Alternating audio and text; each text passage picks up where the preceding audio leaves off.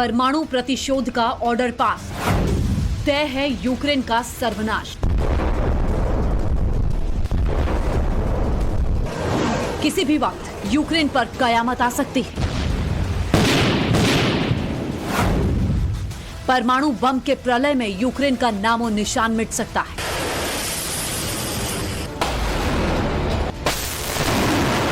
जैसे ही एटमी हमले का पुतिन का ऑर्डर आएगा, सिर्फ 10 मिनट लगेंगे और पुतिन के कमांडर परमाणु तबाही मचा देंगे और इस हमले में लाखों लोग बेमौत मारे जाएंगे।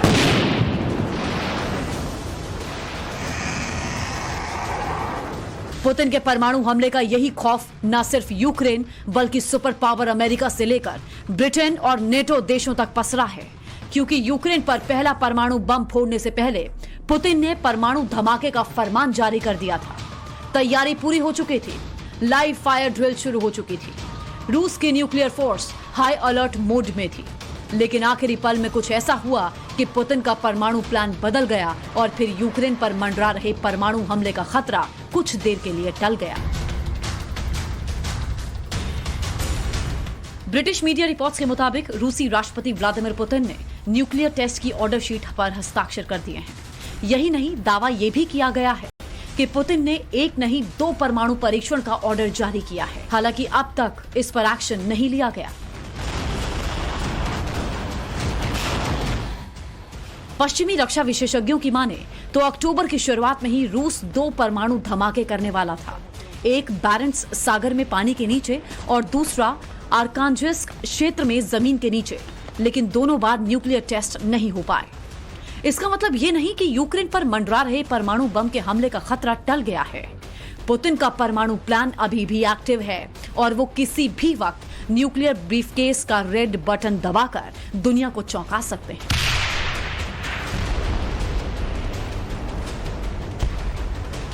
पश्चिमी मीडिया के खुलासे के साथ ही इस तस्वीर ने भी दुनिया को डरा दिया है। गुरुवार को पुतिन एक रूसी मिलिट्री ट्रेनिंग कैंप में नजर आए। इस दौरान पुतिन ने एक स्नाइपर राइफल से फायरिंग भी की, लेकिन इस दौरान उनके साथ मौजूद एक शख्स के हाथ में एक बॉक्स था। पश्चिमी मीडिया इसे पुतिन की न्यूक्लियर फुटबॉल बता रही है। इन्हीं तस्वीरों के सामने आते ही चर्चा फिर शुरू हो गई कि क्या पुतिन यूक्रेन पर न्यूक्लियर अटैक का पूरा मन बना चुके हैं।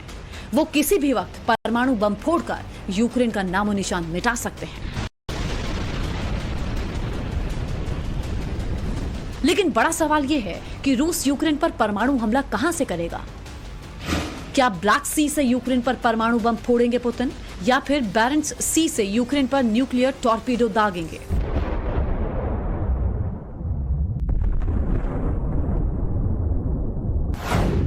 एटम बम फोड़ेंगे पुतिन, महाविनाश में कितने दिन। चूंकि पुतिन नेटो की न्यूक्लियर डील के जवाब में परमाणु धमाका करने वाले थे और उन्होंने परमाणु परीक्षण का फरमान भी जारी कर दिया था। 22 अक्टूबर तक के लिए नॉर्वे बॉर्डर के नजदीक बारेंट्स सागर में लाइव फायर ड्रिल को लेकर कम से कम 7 बार एयर ट्रैफिक को लेकर नेविगेशन वार्निंग जारी की गई थी। इसी खबर से घबराए ब्रिटिश रक्षा मंत्री बेन वॉलिस रातों रात अमेरिकी रक्षा मंत्री लॉयड ऑस्टिन से मिलने पहुंच गए थे। बारेंट्स सागर का ये वही इलाका है जहां कुछ दिनों पहले न्यूक्लियर टॉर्पीडो से लैस रूस की सबसे घातक पनडुब्बी बेलगोरोड दिखी थी। पश्चिमी रक्षा विशेषज्ञों को डर सता रहा है कि पुतिन ब्लैक सी में ही परमाणु विस्फोट कर सकते हैं, जिससे सुनामी और जहरीली गैस के बादल का खतरा पैदा हो जाएगा। दावा तो यह भी किया जा रहा है कि यूक्रेन में टैक्टिकल एटम बम गिराने से पहले रूस आर्कटिक में परमाणु परीक्षण कर सकता है। अगर यूक्रेन पर परमाणु हमला हुआ तो क्या होगा, परमाणु युद्ध की चपेट में कितने लोग आएंगे, आइए ये भी जान लेते। प्रिंसटन यूनिवर्सिटी के रिसर्चर्स ने एक कंप्यूटर आधारित मॉडल पर दावा किया कि अगर यूक्रेन पर परमाणु बम गिराया जाता है तो 5 घंटे के अंदर 3 करोड़ 40 लाख लोग मारे जाएंगे। वहीं परमाणु हमले की चपेट में आकर 5 करोड़ से ज्यादा लोग जख्मी हो जाएंगे। इन आंकड़ों में वो लोग शामिल नहीं हैं जो रेडिएशन या दूसरे प्रभावों के बाद मर जाएंगे। मॉडल के मुताबिक इस जंग में रूस 300 न्यूक्लियर वॉरहेड या तो फाइटर जेट से या फिर कम दूरी वाले मार करने वाली मिसाइलों से नेटो के ठिकानों और यूरोप में आगे बढ़ रहे सैनिकों पर दाग सकता है।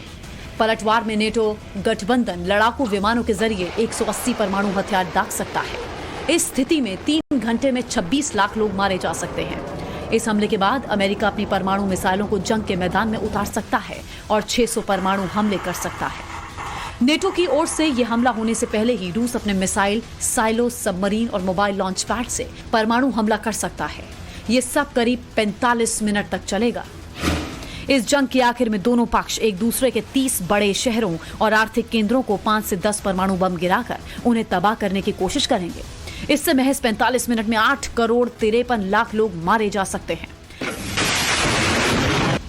तबाही की इसी संभावित तस्वीर को देख जापान यूक्रेन पर परमाणु हमले की रूसी धमकी को लेकर तमतमा गया है।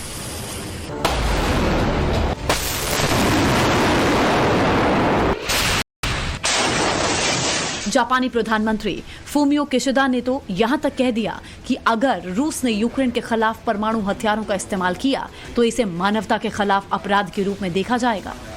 वहीं परमाणु प्रतिशोध के पुतिन के तेवर को देखते हुए अमेरिकी रक्षा मंत्री लॉयड ऑस्टिन अपने रूसी समकक्ष सर्गेई शोइगु से फोन पर बात की है। फिलहाल रूस यूक्रेन की जंग खतरनाक मोड़ पर पहुंच चुकी है।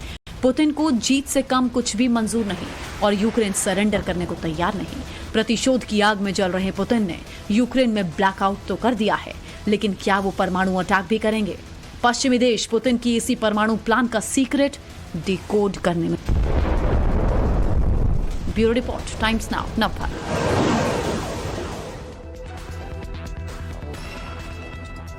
रूस और यूक्रेन युद्ध के 8 महीने पूरे हो गए हैं और इस बीच यूक्रेनी राष्ट्रपति ने रूस को खुली चुनौती दी है। बड़ी खबर आपको बताएं, ज़ेलेंस्की ने कहा कि वो जल्द रूस के कब्जे से अपने सारे इलाके आजाद करवा लेंगे और पुतिन कुछ नहीं कर पाएंगे। ज़ेलेंस्की ने कहा कि रूस अब बहुत कमजोर हो चुका है, उसका पागलपन उसे ही भारी पड़ रहा है और उसे कंगाल कर देगा। तो बड़ी खबर आपको बता दें, ज़ेलेंस्की ने कहा कि हमने पहले भी कई इलाके आजाद करा लिए हैं, हम हार मानने वाले नहीं हैं। 8 महीने से हमने रूस को नुकसान पहुंचाया है और अब रूस का पागलपन उसे कंगाली की हालत पर पहुंचा रहा है। Так звані міцні народи нашої незламної країни. Сьогодні рівно 8 місяців повномасштабної війни. Що досягнуто за цей час? Ми відстояли незалежність нашої держави.